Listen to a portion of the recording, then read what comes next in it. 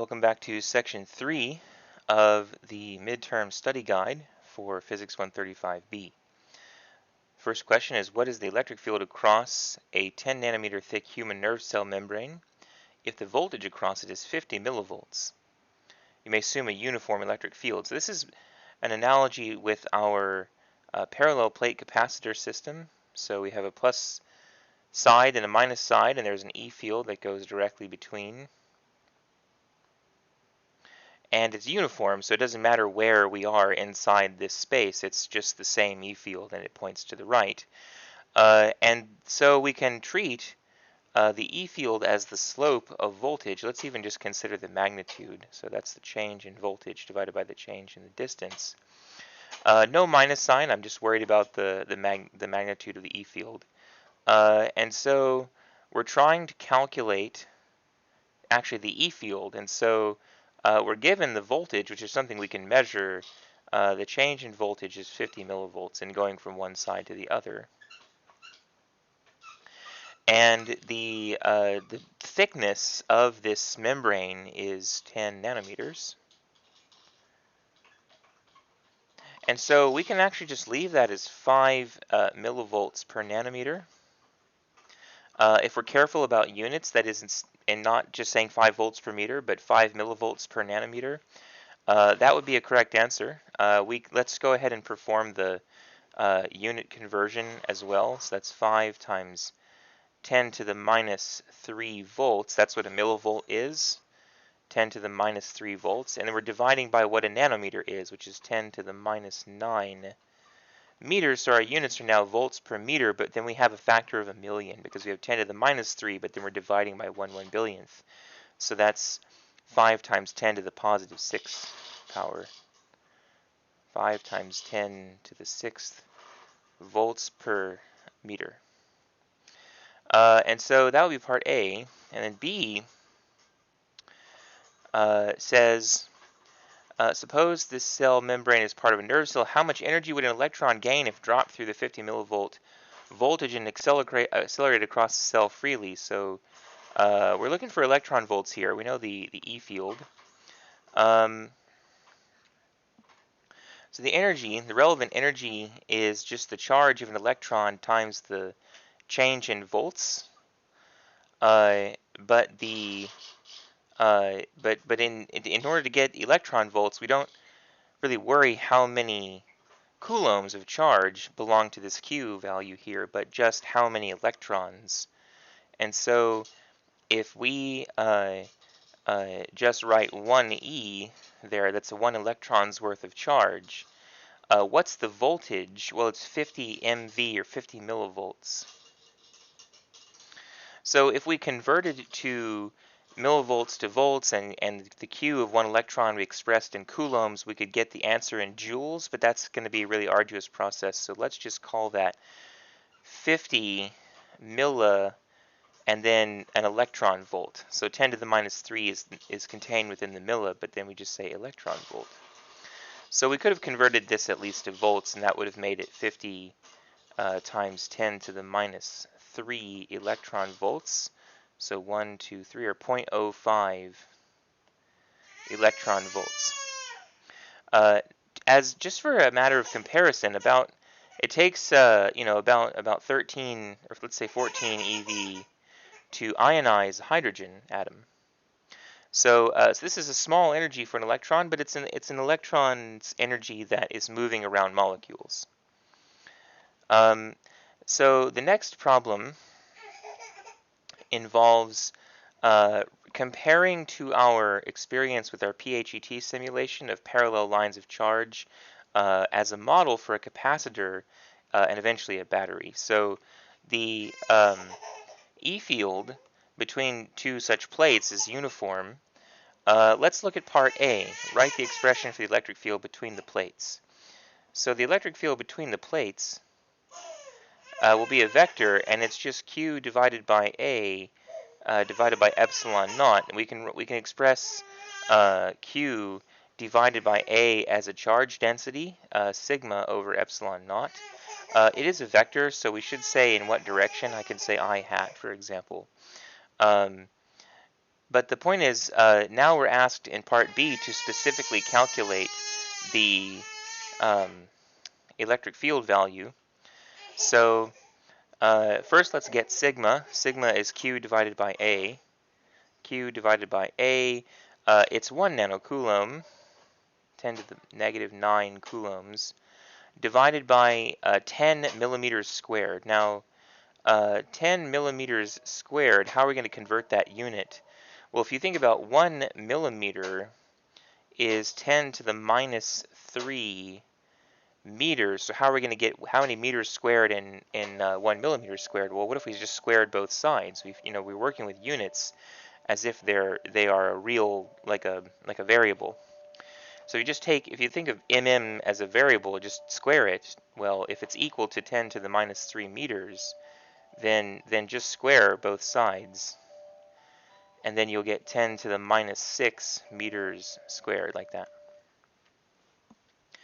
And so we have 10 to the minus 9 coulombs divided by 10 times 10 to the negative 6 meters squared, which is 10 to the minus 9, and then there's another 10 in the denominator because it's 10 millimeters squared, so minus another 1, but then plus a 6 because we're dividing by negative 6, dividing by 1/1,000,000th.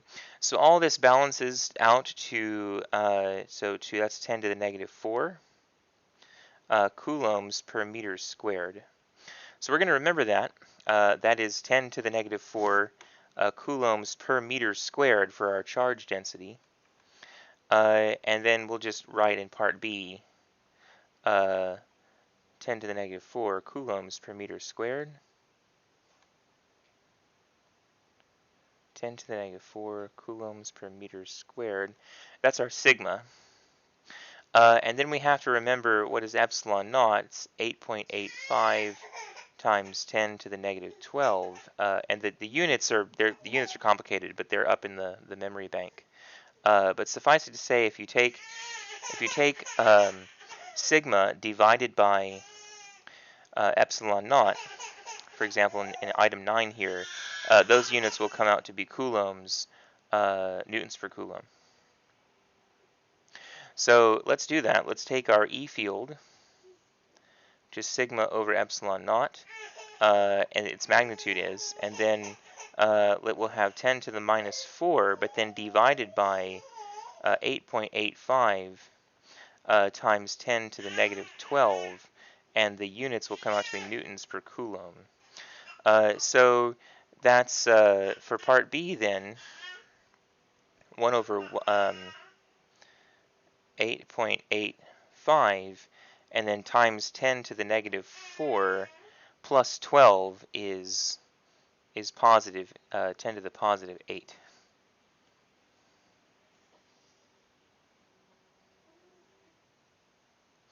So again, once again, it's 10 to the minus 4 coulombs per meter squared, but then we divide by this epsilon 0, which is 8.85 times 10 to the negative 12. Let's check that in the memory bank.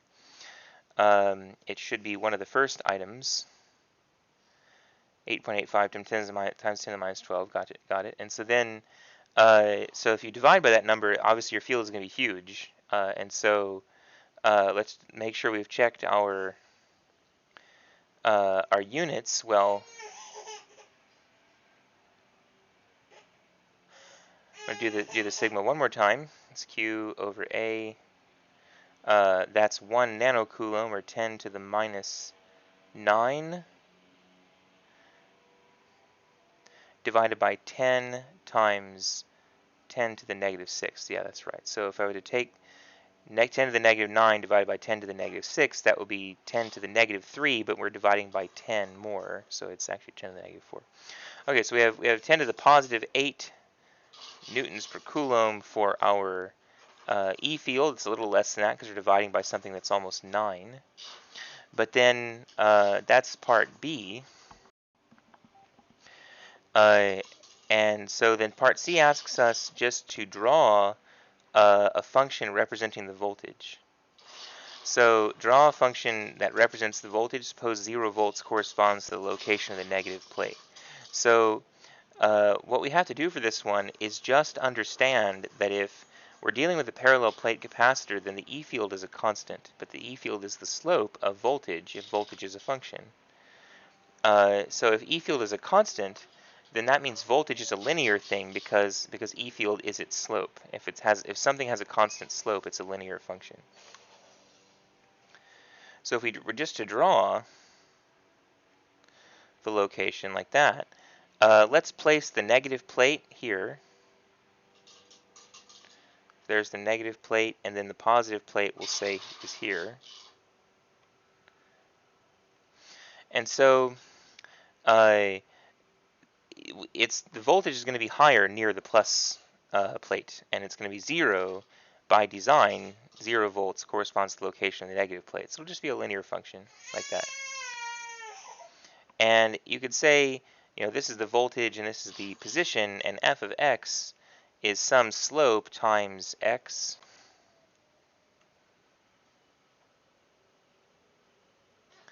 plus a y-intercept. But now, specifically, what is that y-intercept? That y-intercept has to be 0 because we're saying at 0 volts when the location of where the negative plate is located, but I happen to place the location of the negative plate at x equals 0. So if x equals 0, the voltage better be 0, and that means that our y-intercept is 0. So in fact, the voltage as a function of position, which is f, is some slope times x, but that slope has to be the E field. If you think about the E field, that's the delta V divided by delta x. That is the slope. So that's the slope of some function v. So our v, in fact, v of x is equal to just ex in this case. Note that has the right units, that the E field has units of volts per meter. So if you multiply by x, that's units of meters, so you get volts.